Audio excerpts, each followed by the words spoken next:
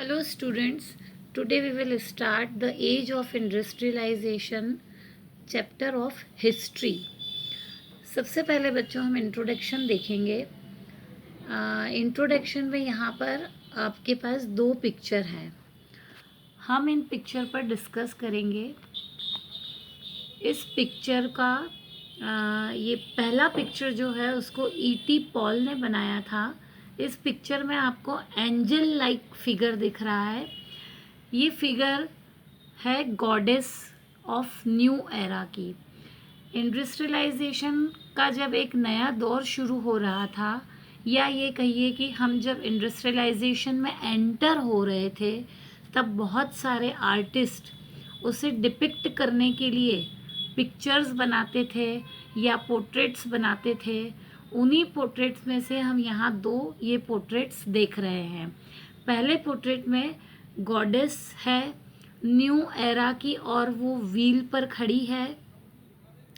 आप देख रहे हो उस तस्वीर में कि वो एक गॉडेस है और वो व्हील के ऊपर खड़ी है और वो व्हील पर पंख लगे हैं। व्हील हमें सिंबलाइज कर रहा है टाइम की। अब हम न्यू एरा की तरफ बढ़ रहे हैं, नए ज़माने की तरफ बढ़ रहे हैं। उसके आसपास आप देखेंगे तो सारे टूल्स हैं, मशीन्स हैं, जैसे railways, steam engine, printing press and all. These are all tools which are taking her to new era of industrialisation. अब इसके हाथ में आप देखोगे एक फ्लैग है, वो हमें डॉन ऑफ न्यू एरा को सिंबलाइज कर रहा है। अब बच्चों दूसरी फ़ोटो में आप देखोगे, उसमें मैगज़ीन में ये फ़ोटो है और इसके दो पार्ट है। इस फ़ोटो के ऊपर वाला थोड़ा पुराना ज़माने का है और नीचे वाला थोड़ा मॉडर्न डिपिक्शन का है। ऊपर वाले में एक अलादीन है। बच्चों अलादीन के बारे में तो आपने सुना ही होगा। अलादीन के बारे में सबको पता है। अलादीन के पास में वो मैजिक लैम्प है जिसको वो रब करता है और जो उसको या आपको चाहिए वो मिल जाता था। उसी का कंपैरिजन किया है मॉडर्न डेज मैकेनिक से, क्योंकि with the adventure of technology, with the adventure of industries, इससे मैकेनिक कुछ भी अपन जो मांगो वो बनाकर उससे अपने को दे देता है। आज कितनी सारी चीज़ें हमें देखने को मिलती है, डैम, बिल्डिंग, ट्रेन, एरोप्लेन, बड़ी बड़ी मशीनें, ये सब आज का मैकेनिक हमको बनाकर दे देता है। तो इन दोनों डिपिक्शन में क्या कंपैरिजन है ये हमने देखा। Now we will come on before the industrial revolution. अब हम ये सोचते होंगे कि इंडस्ट्रियलाइजेशन शुरू हुआ होगा जब बड़ी बड़ी चिमनियाँ आई होंगी, बड़ी बड़ी फैक्ट्रीज थी। ऐसा नहीं था। इंडस्ट्रियलाइजेशन बच्चों पहले भी था। जैसा कि यूरोप में इंडस्ट्रियलाइजेशन शुरू हुआ था, वहाँ पर इंडस्ट्रियलाइजेशन लार्ज स्केल पर इंटरनेशनल मार्केट के लिए प्रोडक्शन कर रहा था। ब्रिटेन में इंडस्ट्रीज़ के थ्रू, मैकेनिकल टूल्स के थ्रू, मशीन्स के थ्रू नहीं हो रहा था, फिर भी वहाँ मास प्रोडक्शन हो रहा था, जिसे हम कहते हैं proto industrialisation. 17th and 18th century में यूरोप में क्या हुआ, वहाँ पर जितने भी मर्चेंट्स थे या जिन्हें भी मास प्रोडक्शन करना है, वे सिटीज़ में तो रहते हैं, टाउन्स में तो रहते हैं, पर प्रोडक्शन कराने जाते थे वो कंट्री साइड में। अब ऐसा क्यों है? क्योंकि हमारी सिटीज़ में और टाउन्स में दो चीज़ें थी। वहाँ पर गिल्ड्स थे। बच्चों गिल्ड्स वो थे, गिल्ड्स का मतलब ये होता है कि वो लोगों का एसोसिएशन था, लोगों की यूनियन थी, ग्रुप ऑफ पीपल था, प्रोड्यूसर्स का ग्रुप था, इसको गिल्ड्स कहते थे। ये लोगों का जो समूह था वो प्रोडक्शन के लिए पूरे प्रोसेस पर दबदबा बनाकर रखते थे, इनका डोमिनेशन था। ये डोमिनेशन करते थे, कहाँ से रॉ मटेरियल लाएंगे, कौन कौन क्या क्या क्राफ्ट सीखेगा और क्या प्राइस रहेगी, इन सब पर इनका रेगुलेशन और डोमिनेशन होता था। इनफैक्ट अगर किसी को कुछ नए तरीके से शुरू करना है, नए मर्चेंट है, तो उनकी एंट्री पर भी बैन रखते थे। जिनकी जितनी भी रॉयल्टी होती थी, जितनी भी अथॉरिटी होती थी ब्रिटेन की या यूरोप, उन्हें भी ये अपने ग्रुप में रखते थे और ये भी उनका ही फेवर करते थे। तो बेसिकली अगर किसी को कुछ नए तरीके से कुछ सेटअप करना है तो ये बिल्कुल रेस्ट्रिक्ट करके रखते थे। नाउ बच्चों we will come on new merchants turn to the countryside. अभी हमने पढ़ा था कि ये जो मर्चेंट्स थे वो गांव की तरफ क्यों जाने लगे थे। अब क्या हुआ कि नए मर्चेंट्स और नए इंडस्ट्रियलिस्ट ने सोचा कि टाउन्स में तो हमारी दाल गल नहीं रही है, अब कंट्री साइड में हमारे प्रोडक्शन शायद हो जाएं। इसीलिए नए मर्चेंट्स, नए इंडस्ट्रियलिस्ट चले गए कंट्री साइड में, मतलब कि गांव में। अब कंट्री साइड में तो आपको पता है कौन होंगे, पीजेंट्स ही होंगे, फार्मर्स ही होंगे।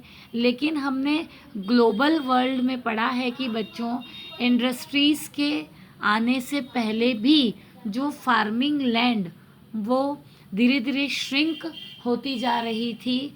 वैसे भी इनहेरिटेंस की वजह से, जो कि हम पढ़ चुके हैं, लैंड होल्डिंग्स छोटी छोटी होती जा रही थी। लोगों के पास इतना भी प्रोडक्शन नहीं हो पा रहा था उस छोटी सी ज़मीन पे कि वे अपना खुद का और अपने परिवार का पेट भर सकें, खुद को सरवाइव कर सकें। वे ऑलरेडी किसी अल्टरनेटिव की तरफ भागना चाहते थे, वो कोई और ऑप्शन पे जाना चाहते थे।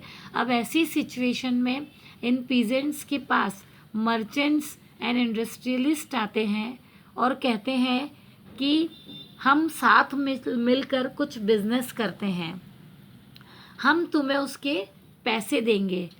वैसे भी पीजेंट्स एंड फार्मर्स कुछ अल्टरनेटिव के लिए सोच ही रहे थे, किसी और ऑप्शन के लिए वो जाना चाह ही रहे थे। तो सारे पीजेंट्स और फार्मर्स इसके लिए तैयार हो गए और इस तरह से शुरू हुआ एक रिलेशनशिप टाउन्स में रह रहे मर्चेंट्स का कंट्री साइड में रह रहे पीजेंट्स और फार्मर्स के साथ। क्योंकि अब फार्मर्स और पीजेंट्स कन्वर्ट हो गए थे मर्चेंट्स के वर्कर के रूप में। इसी को हम एक प्रोसेस से और अच्छे से समझेंगे। ये प्रोसेस है स्टेजेस इन वूलन प्रोडक्शन में। प्रोडक्शन में बहुत सारी स्टेजेस होती थी, नो मैटर आप कहाँ कर रहे हैं और कैसे कर रहे हैं, लेकिन कुछ तो सब प्रोडक्शन होगा। एक मर्चेंट वूल कहीं और से ख़रीदता था, स्पिनिंग कहीं और करवाता था और फिर वहाँ से फूलर के पास जाता था जो उसे फाइनल टच देता था और फिर वहाँ से मार्केट की तरफ जाता था। एक सिंपल सी वूलन इंडस्ट्री में इतने सारे सब प्रोसेस थे। तो ये सिर्फ इस इंडस्ट्री में नहीं हो रहा था बच्चों, ये हर इंडस्ट्रीज़ का था। उस ज़माने में इतने सारे प्रोसेस से गुज़रना पड़ता था और हर एक स्टेज पे कुछ 20 से 25 लोग एम्प्लॉयड रहते थे। अब ये सोचोगे कि एक मर्चेंट कितने वर्कर्स को एम्प्लॉय करेगा। अगर 4 प्रोसेस है तो एक प्रोसेस पर अगर वो 25 वर्कर है तो एक मर्चेंट 100 वर्कर को कंट्रोल कर रहा था और ये प्रोसेस इंग्लैंड में चल रहा था। नाउ बच्चों, अब हम आएंगे the coming up of the factory. अब धीरे धीरे 1730s के बाद से अर्लियर फैक्ट्रीज देखने को मिलने लगी थी। कहाँ पर? ब्रिटेन में, इंग्लैंड में भी सबसे पहले ब्रिटेन में फैक्ट्रीज आई। इस इंडस्ट्रियलाइजेशन का जो सिंबल बनने वाला था वो था कॉटन। कॉटन के प्रोडक्शन में भी अगर एक शर्ट बनानी है तो इतने सारे छोटे छोटे प्रोसेस होते थे, ये अलग अलग पार्ट में प्रोसेस होते थे। With the advent of technology, with the advent of machines, factories, her process की इफ़िशियंसी अब बढ़ने लगी थी। लेबर की भी इफ़िशियंसी को पुश किया जा रहा था टेक्नोलॉजी ने, क्योंकि ऐसे इन्वेंशंस हो रहे थे जो पूरे पूरे प्रोसेस को अब इफ़िशियंट बना रहे थे, जैसे carding, twisting, spinning and rolling. अब ये सारे प्रोसेस बढ़िया तरीके से होने वाले थे। एक एग्जाम्पल है कॉटन मिल का। रिचर्ड आर्कराइट नाम के एक इन्वेंटर ने बनाई एक कॉटन मिल। प्रोडक्शन प्रोसेस को रिवॉल्यूशनाइज कर दिया गया, एक लेबर की इफ़िशियंसी बढ़ा दी गई। अब जो ये सारी प्रोसेस थी, कार्डिंग, ट्विस्टिंग, स्पिनिंग, रोलिंग, सब एक छत के नीचे होने लगी थी, एक मिल में होने लगी थी। पहले दूर दूर जाकर ये सारी प्रोसेस को अलग अलग जाकर मैनेज करना पड़ता था।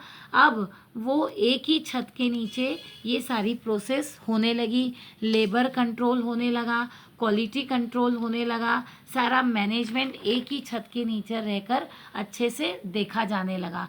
सारी प्रॉब्लम एक ही बार में सॉल्व हो गई कॉटन मिल से। और एक इतना रेवोल्यूशनरी इन्वेंशन था ये कि एक नए कारखाने में इतने बड़े और नई टेक्नोलॉजी की वजह से सब कुछ जादू जैसा दिखाई देने लगा। लोगों की आंखें चौंधिया गई थी, लोगों का ध्यान इंडस्ट्रीज़ पर ही टिका रहा। वे भूल ही जाते थे कि गलियों में और वर्कशॉप में और साइड लेन्स में भी प्रोडक्शन अभी चल रहा है। अब सबको सिर्फ कॉटन मिल ही दिखाई दे रही थी। बच्चों, अब एक पेस आया इंडस्ट्रियलाइजेशन चेंज का। 1730 के ऑनवर्ड्स में इंडस्ट्रीज़ में चेंज शुरू हो गया था, लेकिन उसके पेस का क्या थी उसकी स्पीड? उसके लिए एनसीईआरटी में 4 पॉइंट्स आते हैं। पहला कि सबसे dynamic industries pace of the technology cotton बन गई थी। दूसरी मेटल की थी, आयरन एंड स्टील इंडस्ट्री, क्योंकि आगे अब हम जाने वाले थे रेलवे टेक्नोलॉजी की तरफ। रेलवेज आने वाले थे, शिप्स आने वाले थे, थोड़े दिनों में एयरक्राफ्ट भी आने वाला था। इन सब के लिए हमें मेटल की ज़रूरत पड़ी, मेटल काम आने वाला था। तो मेटल हमारी सेकेंड मोस्ट डायनेमिक इंडस्ट्री बन गई। ये एक सर्कल की तरह था। रेलवे बनाने के लिए हमको आयरन चाहिए था, रेलवे से दूर दूर से आयरन लाया जा सकता था, मतलब दोनों एक दूसरे को फीड कर रहे थे।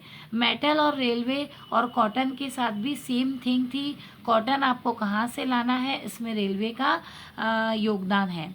दूसरा, आपको लगेगा टेक्नोलॉजी आ गई, इंडस्ट्रीज़ आ गई थी, कॉटन मिल आ गई थी, तो सब कुछ बदल गया होगा। ऐसा नहीं है। Even by the end of the 19th century 20% production industries में होता था, बाकी 80% बच्चों अभी भी ट्रेडिशनल इंडस्ट्रीज़ में हो रहा था।